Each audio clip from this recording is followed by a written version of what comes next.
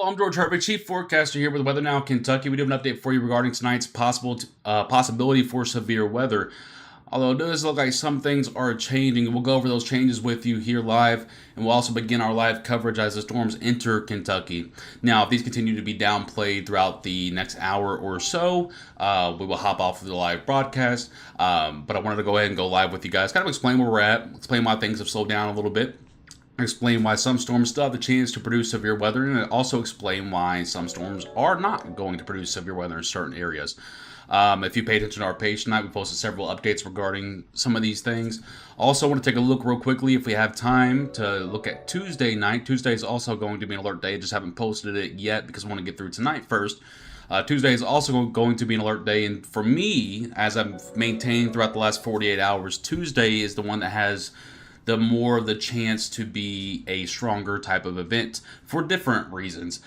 So again, that's what we're going to cover here tonight. If you're just not tuning in here, I'm Chief Forecaster George Herbig here with Weather Now Kentucky.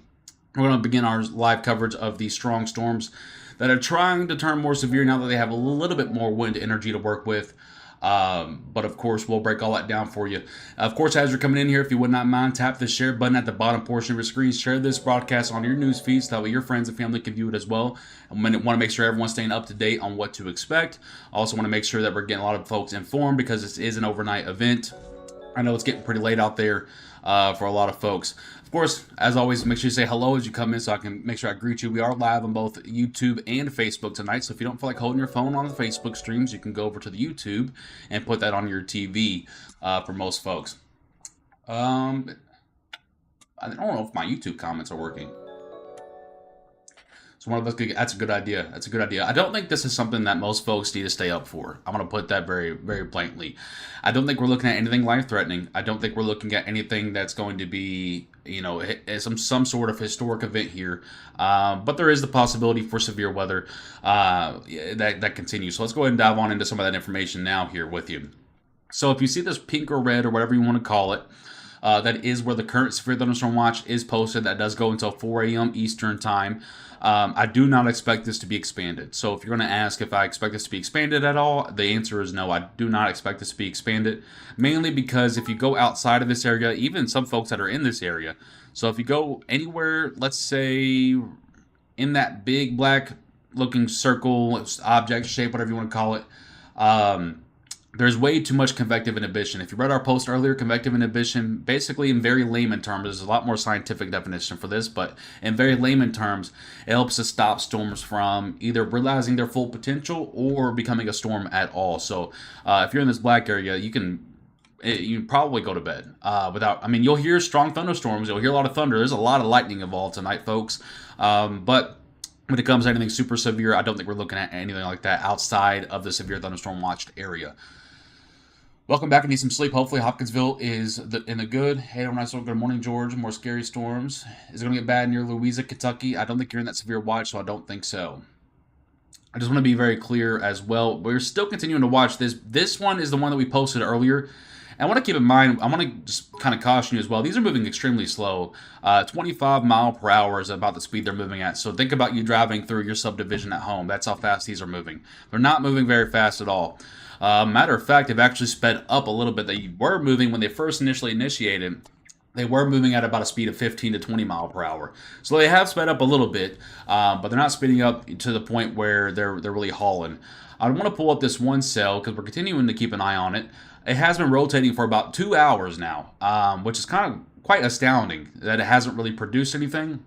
The reason for that is its elevated rotation. We're looking at elevated rotation, which usually leads to more enhanced rainfall rates, as well as perhaps some wind gusts up to 45 to 50 mile per hour, and perhaps some small hail with it as well. But again, it hasn't been any surface rotation. But we're continuing to keep an eye on it because it continues to ingest these other cells. And what I mean, let me make sure you can see this, although you cannot. So let me go ahead and pull this on a full display real quickly. But it's continuing to ingest cells. So here's your actual main cell right here that we're talking about, the one that's been rotating for a while.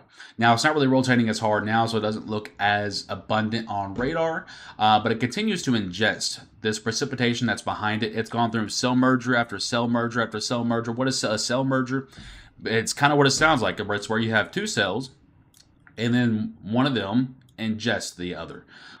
So it's gone through that process a couple of times, and as each time it's gone through that process, it's gotten stronger. But it continues to look like it's starting to weaken. And again, the reason for that is a lot of inhibition out there, so bust potential, if you will. In my eyeballs as well, as we go back to the other radar, I want to show you real quickly a lot of rain already back building this part of the line.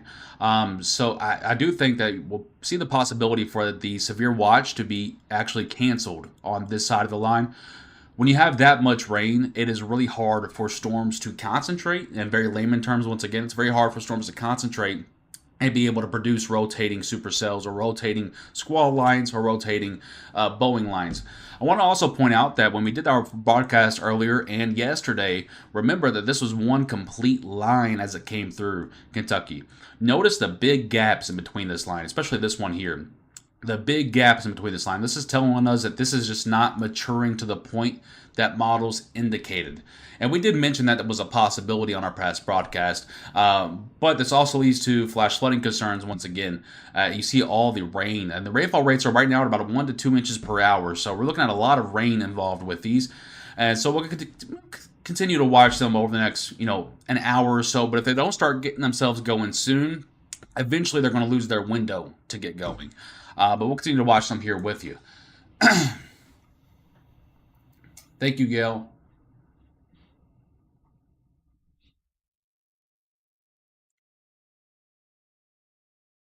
Just kind of going through some of the. Okay.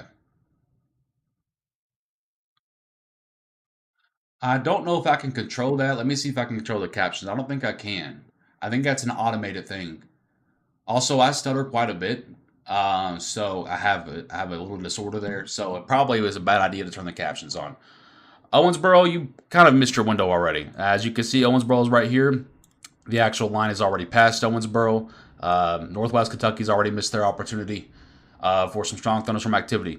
Now, again, they may back build a little bit, but anything on the back side of this line is not going to be severe.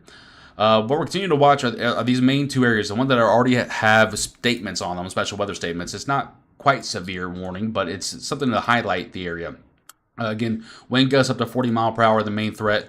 That sounds about right. Let's go ahead and check this radar once again. I want to check the velocity. Again, it's showing a little bit of an uptick in the wind speed here. As we can see, we see 57 mile per hour wind gusts recorded right there, along with that's a 60 mile per hour wind gusts that are now occurring. This probably will, if it continues to trend this way, this one that's tracking toward West Point, Ratcliffe, Fort Knox, Muldrow, Brandenburg, going up toward Valley Station and Louisville. If this continues on this trend of this on the next scan, I feel like this portion of the cell might go severe warned, and it will be our first severe warning of this event. Again, if that continues its trend.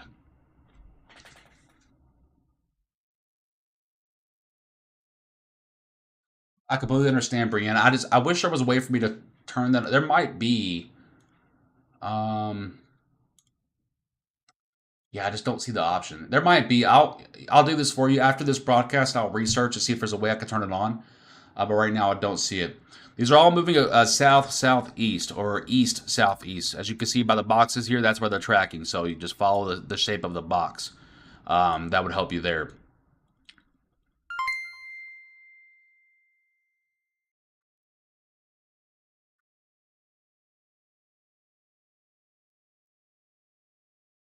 Preston, thank you for 99 stars. I appreciate that donation. Thank you so much.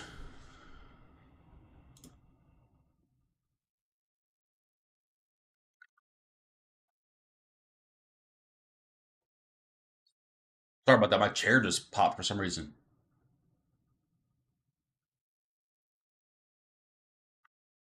Yeah, I don't know. The caption should be on your end, but it's not giving her the option, so I'm not sure.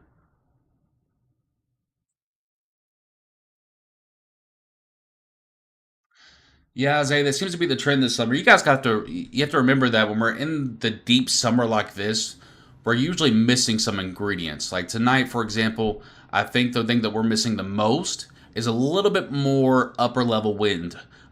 We have a little bit there. Don't get me wrong. I can show you here. We have a little bit. Let me go ahead and just pull this up real quickly.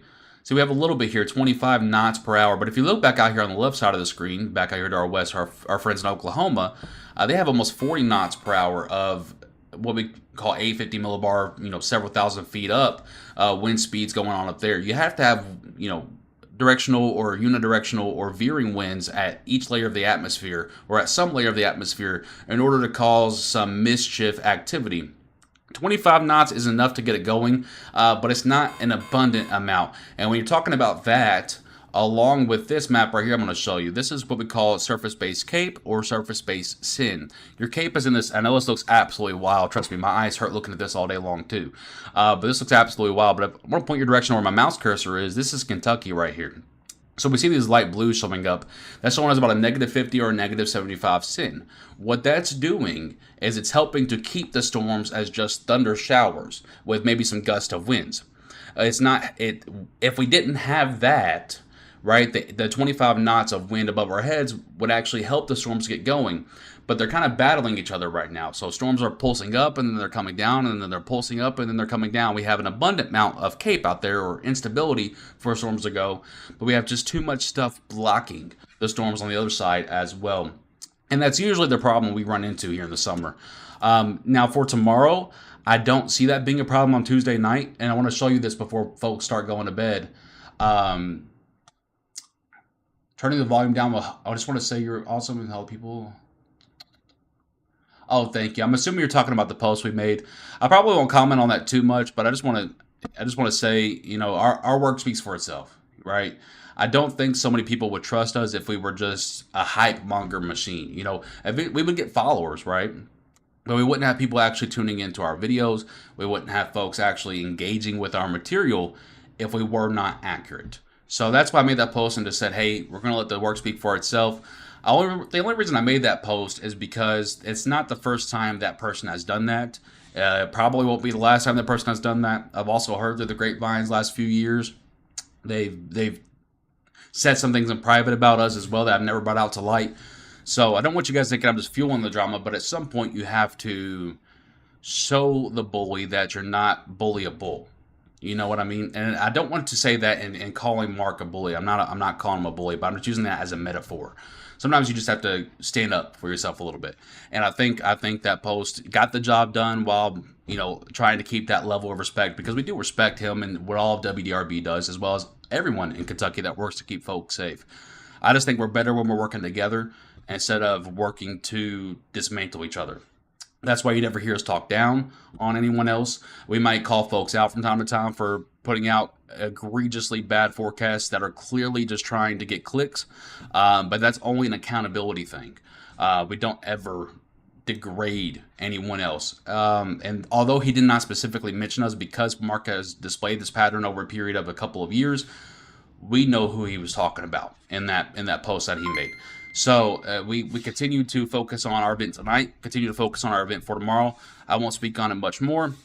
I just want you guys to know that we're here for you guys, whether we're certified or not. I've never hid the fact that I'm not certified. I don't want to be certified. I will never go to try and be certified. To me, and I've said this multiple times over the last 6 years on my time on this page, it is a waste of time. Do you learn things being certified? Absolutely. But you can also learn things not being certified as well. I forced myself to learn in different avenues, and I think learning in different avenues and not just reading from a textbook has been able to help me connect with you guys better. I think most folks that read from a textbook lack the ability to connect with people while they're communicating. And I think being able to connect with people while they're communicating is the most important part of meteorology, of weather forecasting, because the folks have to understand not just the fact that you made a forecast, but the process of how you got to that forecast. Because if you're teaching people, they're learning along the way. And eventually, they can understand what you're saying and be able to be more prepared in a scenario. So that's our little statement on it, I guess, if you will. But I won't feed into that much more, because they're just trying. Folks like that are just trying to get a reaction out of you, and that's why we've ignored it for so long. But at some point, you have to be like, okay, this is wrong. Stop doing this. We're not going to go away. You do not scare us. We are scaring you to the point where you're feeling like you have to make that sort of post. Right? Because we're taking viewership from them. We're taking money from them because they're not getting as many people watching their ads. They're not getting as many people watching and clicking their stuff. Right? Our brand deals are in place and organized to a fact where we don't need your clicks. That's why I never bait with you guys. I don't need you to click my stuff. Our brand deals are already in place. Right? The people that we work with, the sponsors that we see are already in place. I love that you guys engage with our things, but I'm not clickbaiting you. Is basically what I'm saying. So back to the weather stuff here. I actually want to show you that severe warning. We just mentioned this about 5 to 10 minutes ago. This might go severe, and here it is once again. A severe thunderstorm warning has been issued for southern Harrison County in south central Indiana and east central Meade County in central Kentucky. It's a 60-mile-per-hour wind gust, the main threat there. And again, Meade County, the only one in Kentucky that is under the threat there. I do think that if this continues, we'll see that warning go for northern Hardin County, western Bullitt, and southern Jefferson County would be the next up after that. I want to take a real quick second and go over here to radar scope and just take a look at it. We do see some rotation with it. We do have the TDS signature as well. We do see some enhancement of the wind speeds. So it looks like that wind speed that we showed you about 5 minutes ago is now starting to get a hold of this storm, allowing it to strengthen like we mentioned. Jessica, thank you so much. I don't really cover Cincinnati, Ohio, but I can just tell you that a severe storm has gone to your east now. Cincinnati technically is not under any severe warning. It looks like just heavy thunderstorms. Gail, thank you so much. Zay, it looks like tomorrow's probably more of a Western and Central Kentucky type of ordeal, but Lexington might be able to get into it. I'm not sure. We have to look at it. I haven't looked at it too much because we've been focused on tonight, but of course I'll let you guys know in the morning. Jessica, thank you so much. Nick, thank you. Brian, thank you so much. Holly, I appreciate that. Zay, thank you. Robertia? I'm butchering that name. Thank you so much. Jonathan, thank you for 300 stars. I appreciate that, my friend. Says, just got off of work from the Med Center in Bowling Green, so I'll be keeping an eye on the sky for a while. Keep up the great work. Thank you so much for your donation. I appreciate that.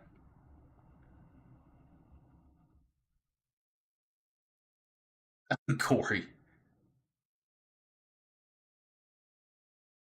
thank you guys for your kind comments. Again, I don't want any disrespect toward them. That's not my goal tonight.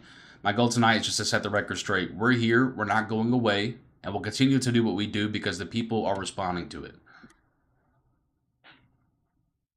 Storms are moving at about a speed of 20 mile to 25 mile per hour. Yeah, lots of lightning with this. There's about 3,000 joules of cape out there, so there's going to be a lot of lightning with these storms, whether they're severe or not.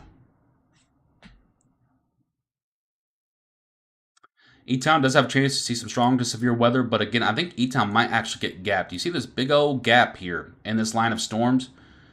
Litchfield, E-Town, Central City, places along that gap there, Bowling Green, might not see a thing tonight. So again, that's just kind of how the cookie crumbles sometimes. I showed you guys all the model data earlier. Every single one had a big line coming through here. Now we're seeing big gaps in between that line. Big gaps. Just want to check our medias real quickly, make sure we're still good to go. I think Mike is covering the Twitter or the X, whatever you want to call it.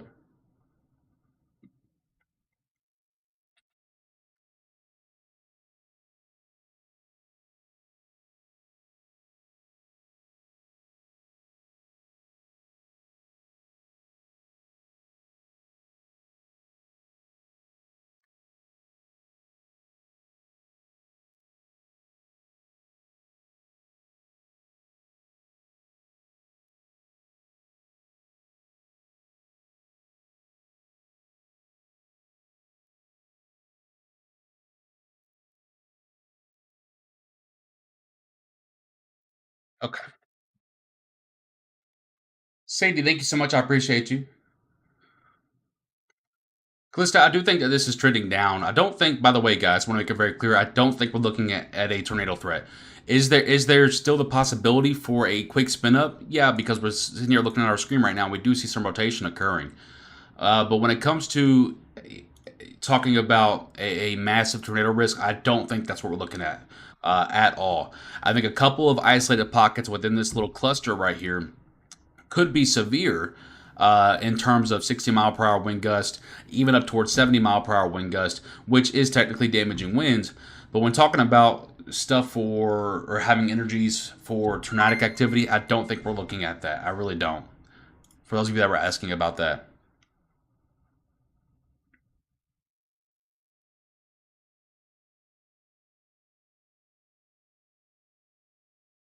just want to take a look around here real quickly.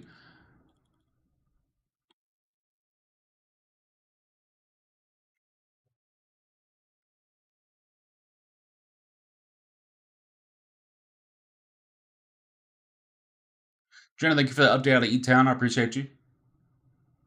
Amanda, yes, I think generally, guys, I think everyone can go to bed, even if you see thunderstorm activity tonight, because I don't think we're looking at anything life-threatening, especially if you're in the comfort of your own bed. I don't think we're looking at some violent tornado or some violent wind gust.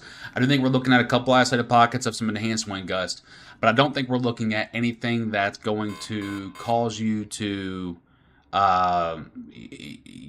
fear for your life or fear for your property. I don't think we're looking at that at all. At all. So I want to show you real quickly, in case we get busy down the road here. I want to show you real quickly just the outlook for tomorrow. So I'm going to zoom this into the local view because, again, we do have an alert day out for tomorrow. We will get one posted, but we do have a severe weather threat tomorrow. And I think tomorrow is a bit more of a believable threat than today. I've maintained throughout the entire process of forecasting this, not only today but yesterday and the days before, that I thought Tuesday was more of the day to be a bit more concerned with. Don't get me wrong, we had to respect this system, but this system was missing a few key ingredients, right? As for tomorrow, I think we're looking at more robust severe weather. So let me go ahead and put this in motion here for you. So this is valid for Tuesday at 7 p.m. Notice the timing. It's a lot better it's a lot more prime for severe weather. Severe weather, in order for severe weather to on-go, from the hours of, let's say midnight to 6 a.m., there has to be an abundant amount of wind shear and cape and all kinds of yada, yada, yada. If storms are to come in, let's say between 6 to 10 p.m. Eastern Time, well, they don't need as much ingredients to work with because you still have the heat from the sun, you still have extra humidity, you still have all those things working for you. So the timing for tomorrow is a bit more favorable for stronger storms. So that's about for 8 p.m. Eastern Time. You can see the concern here. So you have your main line that's obviously across the river at this point going back toward Missouri. But in front of this line, and this has been consistent with models on both this model and another model that we look at for short range, these prefrontal cells jumping in front of it. And these have the potential to be supercells. And supercells are storms that are rotating. Now, that doesn't always indicate severe weather, but they have a higher potential for producing severe weather. Tomorrow, I don't think we're looking at a massive tornado risk, but there is another low-end tornado risk, especially in West Kentucky, west of I-65. But tomorrow, I think we're looking at a better potential for wind gusts up to 75 mile per hour. And when you're talking about wind gusts that are going that fast, that's almost hurricane force winds, right? So they're going to cause damages. They're going to be able to shove your vehicle if you're driving. They're going to be able to cause rain to go sideways, which really hurts visibility while you're driving as well. Also, again, looking at the timing, you're talking about 6 to 10 p.m. Eastern time. More folks are on the road during that time versus midnight to 6 a.m. like we're looking at right now. So the time, just everything looks a little bit more concerning tomorrow. Here's 9 p.m. Eastern time. You can see those cells are still ongoing, and you have your line really moving a lot faster than tonight. Look at the big jump right here. So it went from the river all the way to the parkways within 1 hour. So the line's moving a little bit faster tomorrow. And then you're talking about 10 p.m. Eastern time. It finally becomes one just big, just wide line of showers, thunder showers, perhaps, but still producing some marginal severe weather at that point. And then it becomes weaker and scoots on out to the east toward the Carolinas. And then we have some more to worry about on Wednesday, but we can't even begin to get to that yet until Tuesday is over with. But that's just kind of how the week is going to go here. Monday, Tuesday, Wednesday, maybe even Thursday. The potential for severe weather is there, and I think Tuesday is probably the biggest day so far to be concerned with. I haven't really looked beyond that just yet, but I think that Tuesday is probably the biggest day to be concerned with. I want to show you this as well. This is the reflectivity of updraft helicity. There's not a whole lot there. So this basically shows us storms that are rotating. There's a few little blobs here about, you're more so looking for stuff like this, the big reds and yellows and oranges. You're not really seeing that in Kentucky, which is why we believe also that tomorrow is more of a damaging wind, straight line wind threat versus a tornadic threat. Might have some hail involved tomorrow as well. It could be large at times. Looking back over here at the radar real quickly, I want to just take a real quick peek back into here and see how this is progressing. We do see a nice, we might have to get a warning down here as well. We see a nice wind gust of about 60 mile per hour. Yeah, down here toward Akron, Kentucky, moving down toward, will eventually go toward Muldraugh, Fort Knox, and Radcliffe in northern Hardin County. So northern Hardin County, north of E-Town, heads up, might have some nice wind gusts coming in there. Wouldn't be surprised to see this go severe warned as well, the southern part of this cell. So you might see an update to this warning, and it might just be a wider warning at that point. Zay, I appreciate that. That's what our goal is.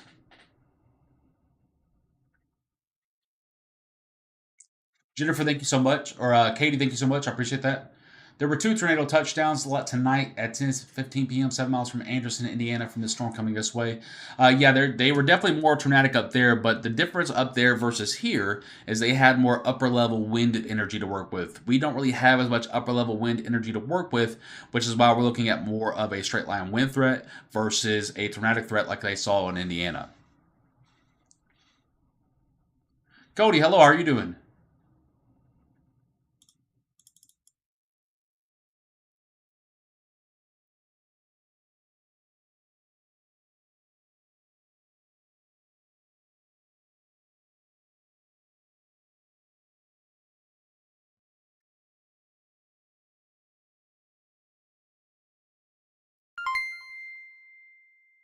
Thank you for those 100 stars. I appreciate your kindness. I'm sorry, I'm just catching up on some of the new analysis that's coming through right now, making sure we're still on par with everything. So I want to show you this. So here's the reason for the uptick in the storms, right? Here is your reason right here. I want to show you.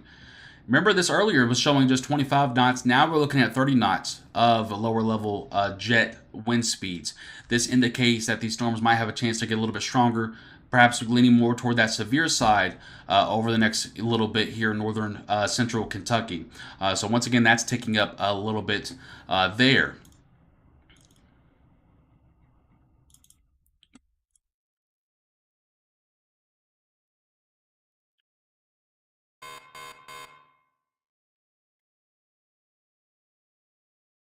Cody, 150 pounds. Wow.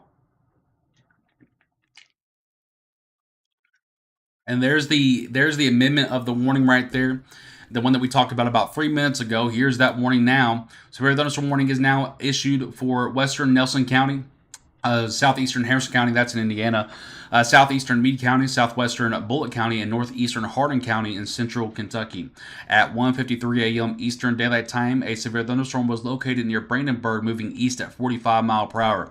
So notice how this is taking a tick up now. Again, we just showed you that lower level jet was starting to kick up. Now remember the storm before, this is the same storm, right? This is the same storm. Remember about 15 minutes ago it was only moving at 25 mile per hour. Now it's moving at 45 mile per hour. So again, kind of shows things are ticking up a little bit.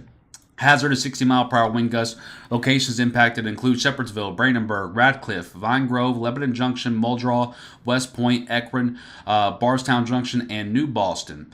So those are your cities that are impacted. So once again, I'm going to go ahead and take a look back here. We do see that, again, that big bright blue that we're seeing there, almost white. Let's go ahead and measure here. And we are getting 55, 57, 52, 54. Looks like I might be taking a tick down. See this real blue right here, 60.4. There it is. There's your reason for your warning right there, 64 mile per hour on that measurement right there. So definitely enough to warrant a severe thunderstorm warning going into northern portions of Hardin, western Bullitt and Nelson, as well as eastern Meade County and central Kentucky. So now the line is starting to organize a little bit for some portions of that line. Again, if this continues to be a severe storm, next up would impact Barstown, Bloomfield, or Shepherdsville. I want to go ahead and put the tracker on this for you so that you can kind of see for yourself when this is coming to your location. So it's going to be at about a speed of 45 mile per hour. I want to go ahead and tell you that in Grahamton in 4 minutes, Muldrow in 6 minutes, Pitts Point 18 minutes. It'll be in Fort Knox in 8 minutes. Let's go ahead and take a look on further here. That's actually not an accurate box. Let's go ahead and redo that. I want to make sure that we're getting this pretty accurate here in case that makes a right turn. I wish I could make the cone wider so it could include Shepherdsville as well, but kind of is what it is. Muldrow in 7 minutes, Fort Knox in 9 minutes, Lebanon Junction 27 minutes, Poplar Level in 34 minutes, Nelsonville in about 37 minutes, Bardstown in about 47 minutes if it holds together, so on and so forth. But I'll go back up here to the top so you can kind of see for yourself where that is tracking to. Yes, this will track toward New Haven if it keeps holding itself together.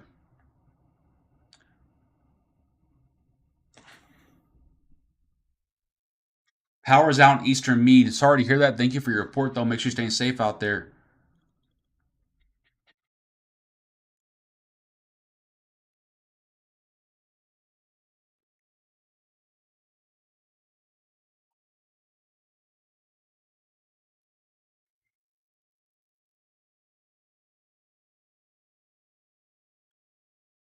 That bulk of wind is getting a little bit stronger, it looks like. Let's go ahead and measure this once again. 57, 57 still, 57.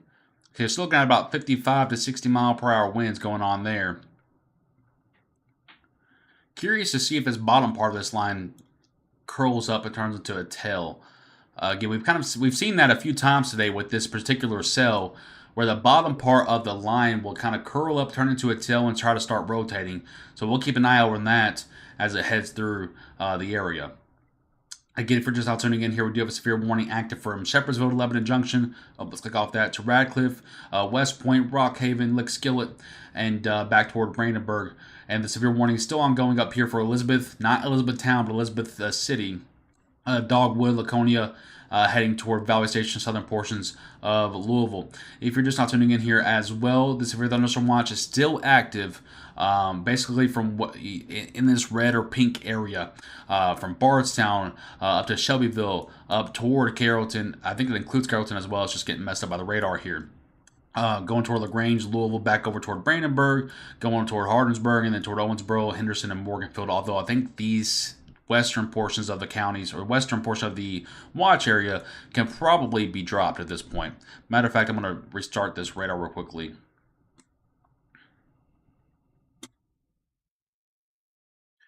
All right.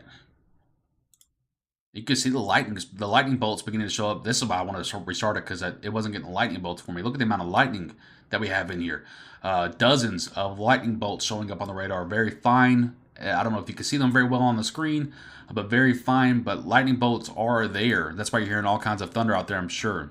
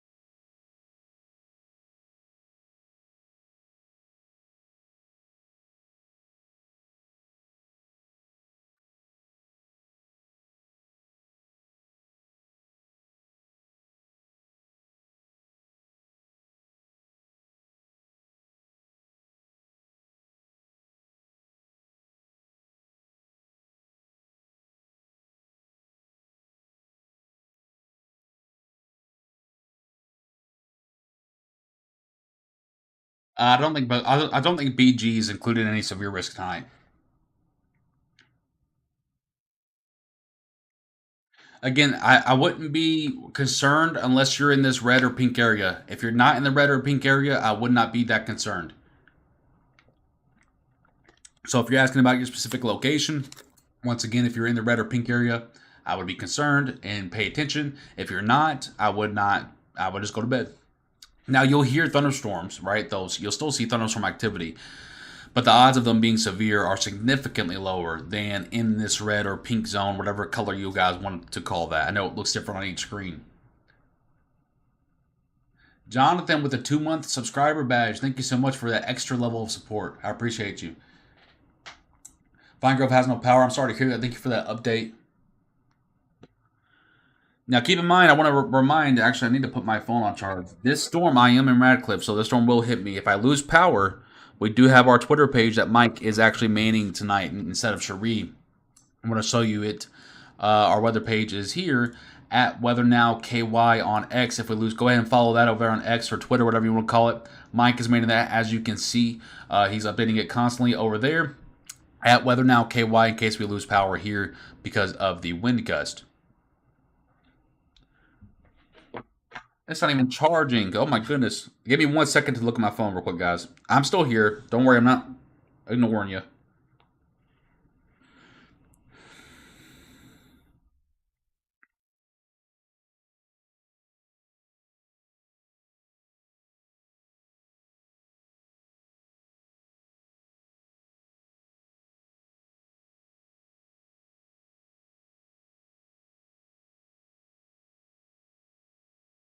I don't know why it's not charging.